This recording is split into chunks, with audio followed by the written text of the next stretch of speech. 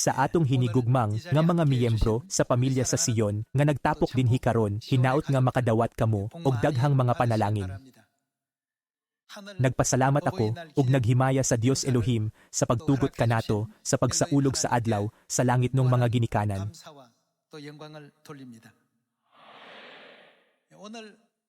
Karon usa ka bililhong adlaw sa dihang ang langit ng Amahan mipadayag kanato sa langit ng Inahan ug sa kamatuoran.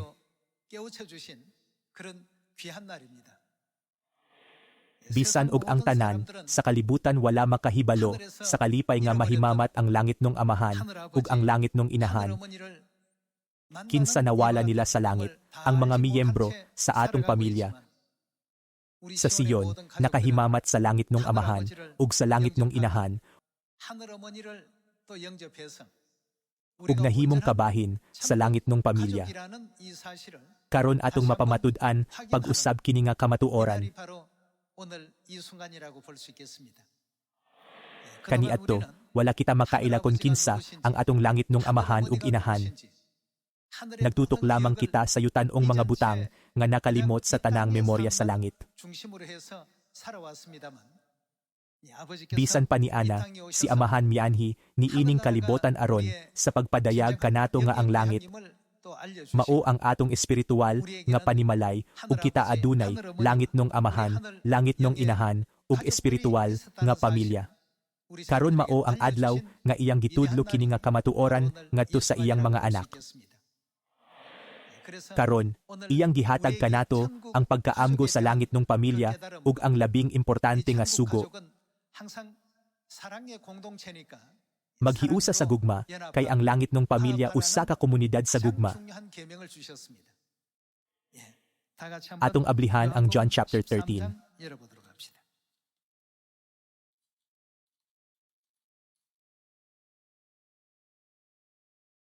Atong tan-awon ang chapter 13 verse 34. Maghatag ako kaninyog bag-ong sugo, paghigugmaay kamo.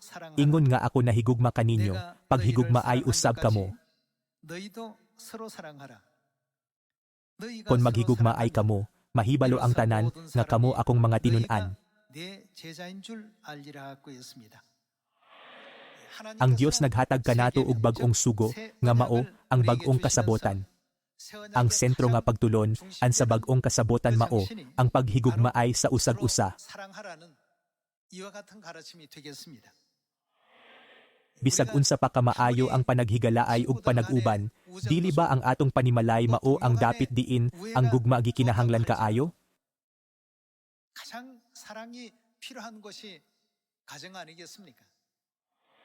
Ang gugma sa pamilya walay kondisyon.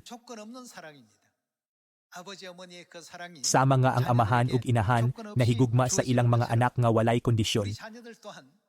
Ang mga anak kinahanglan mahigugma sa ilang mga igsuon nga walay kondisyon. Mao kini ang bag-ong sugo nga gihatag sa Dios kanato.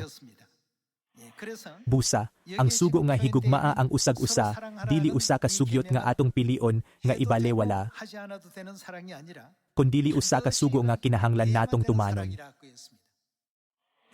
Sama nga gihigugma kita ni amahan ug inahan, kinahanglan ipaambit nato ang gugma ngadto sa atong mga igsuon ug sa kalibutan.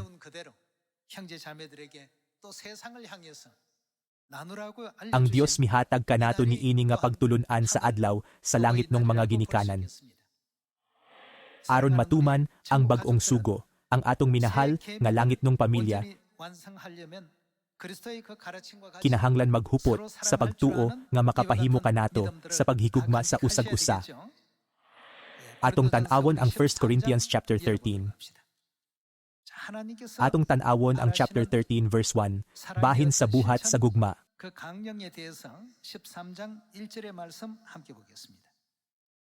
Corinthians chapter 13 verse 1.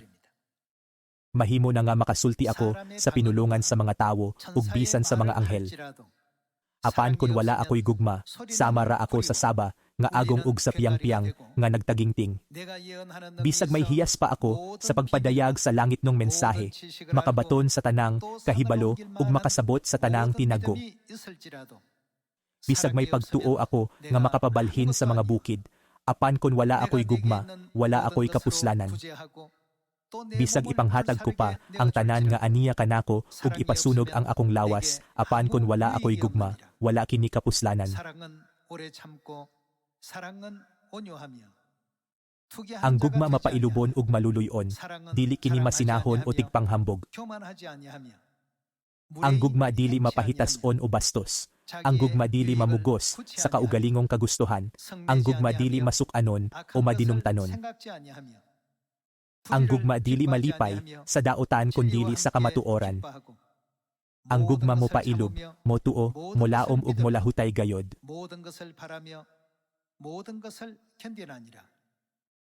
Ang mga pagpadayag sa langit ng mensahe lumalabay lamang. Ang mga hiyas sa pagsultig lahi nga pinulungan mawala ug ang kahibalo mahanaw. Apan ang gugma dili gayod matapos. Kay ang atong kaalam ug ang atong pagpadayag sa mga langit ng mensahe dili hingpit. Apan kun ang hingpit mo abot na, kadtong dili hingpit mawala. Sa bata pa ako, ang akong sinultihan, pagbati ug panghunahuna binata. Apan karon nga hamtong na ako, dili na ako magbinata. Ang atong nakita karon, sama lamang sa hanap, nga panagway diha sa salamin apan unya maklaro, nagayod nato ang tanan. Ang nahibaloan ko karon, tipik lamang apan, mahingpit ra unya kinisama kahingpit, sa kahibalo, sa Dios bahin kanako. Busa kining tulo magpabilin, pagtuo, paglaom ug gugma. Apan ang labing dako, niini mao ang gugma. Busa, ang labing klaro nga paagi aron mahimong anak sa Dios Amahan ug sa Dios Inahan, mao ang pagsunod sa pulong sa Dios.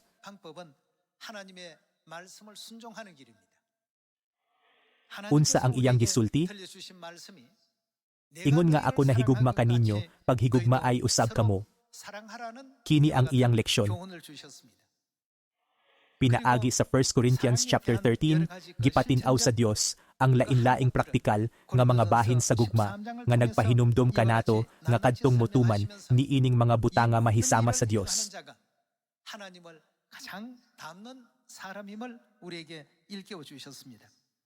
Ipadayon nato ang 1 John chapter 4. Atong tan-awon ang 1 John chapter 4 verse 4.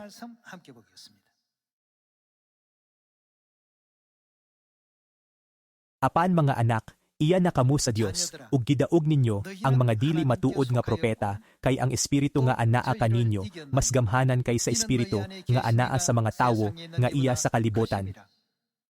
Naghisgot sila mahitungod sa mga butang sa kalibutan, ug namati kanila ang kalibutan, kay sila iya man sa kalibutan. Apan kita iya sa Dios, ug ang nakaila sa Dios mamati kanato. Apan ang dili iya sa Dios, dili gayod mamati kanato. Pinaagi ni ini maila na to, ang espiritu nga nagtudlo sa matuod ug ang espiritu nga nagtudlo ug bakak. Mga igsuon, maghigugma ay kita, kay ang gugma gikan sa Dios. Ang Biblia nag-ingon nga ang gugma gikan sa Dios. Ang naghigugma sa iyang isig katawo anak sa Dios ug nakaila sa Dios. Ang wala maghigugma sa iyang isig katawo, wala makaila sa Dios, kay ang Dios gugma man. Ang Dios gugma, apan ang mga tawo sa kalibutan naghuna-huna lamang sa ilang kaugalingon. Bisan ang kadaghanan sa mga tawo, nagkabuhi sumala sa ilang kaugalingong tinguha.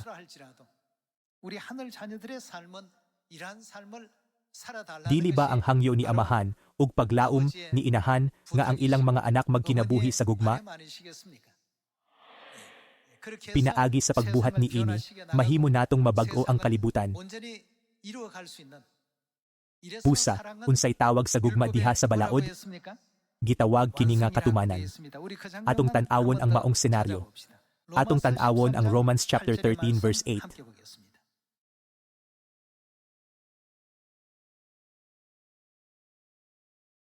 Romans chapter 13 verse 8. Ayaw pagapos sa utang gawas, sa paghigugma ay sa usag-usa. Ang nahigugma sa iyang isig katawo, nakatuman sa balaod. Ang kasuguan nga nag-ingon, ayaw panapaw, ayaw pagpatay, ayaw pangawat, ayaw kaibog. Kining tanan ug uban pa, nalangkob sa usa ka sugo, higugmaa ang imong isig katawo sama sa imong kaugalingon. Ang nahigugma sa iyang isig katawo, dili makahimog daotan ngadto sa iyang isig katawo. Busa ang paghigugma mao ang katumanan sa balaod. Gusto sa Dios nga kita mahimong perpekto. Dili ba adunay sugo sa napulo ka sugo? Tahora ang imong amahan ug ang imong inahan. Sa laing pagkasulti, kinahanglan natong tumanon ang atong katungdanan isip anak ngadto sa atong mga ginikanan. Kinahanglang buhaton usab nato kini sa atong pisikal nga mga ginikanan. Hinuon, kinahanglan una natong tumanon ang atong katungdanan ngadto sa atong espiritual nga mga ginikanan, langit nung amahan ug inahan. Ang Dios nagpahinumdom kanato nga kadtong nagpaambit sa gugma ug panaghiusa sa mga kaigsuonan mao kadtong nagtuman sa balaod. Mao nga ang Dios nagpahinumdom kanato nga ang gugma mao ang katumanan sa balaod. Ang Biblia nagsulti kanato nga ang Dios gugma.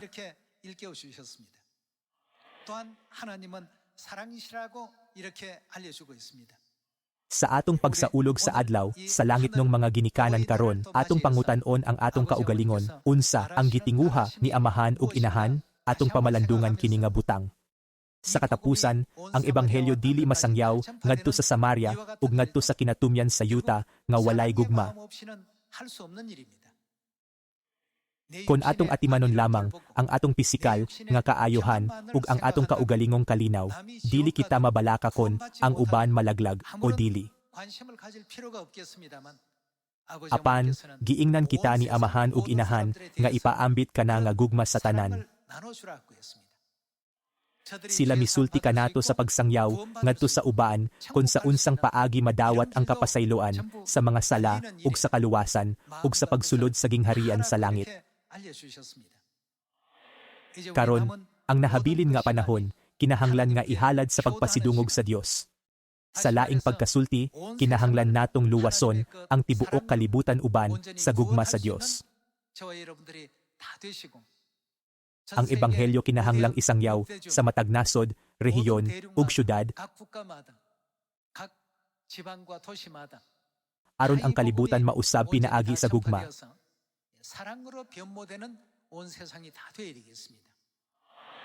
Gihigugma kita ni amahan ug inahan bisan sa punto sa kamatayon. Kung nasabtan gyud nato ang gugma sa Dios nga wala magduha-duha sa pagsakripisyo sa krus, kinahanglan natong ipaambit ang samang gugma sa tanan.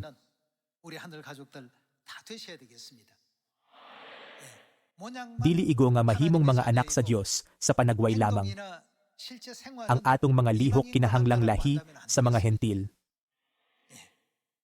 Nang hinaot ko nga kita, isip mga anak sa Dios sa sulod ug sa gawas. Makapahayag sa atong nakatunan gikan sa Dios ngadto sa mga tawo ug nga kita kanunay nga magpasalamat sa amahan ug inahan alang sa kaluwasan.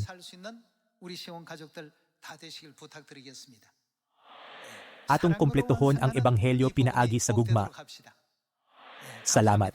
Panalanginan kamo sa Dios.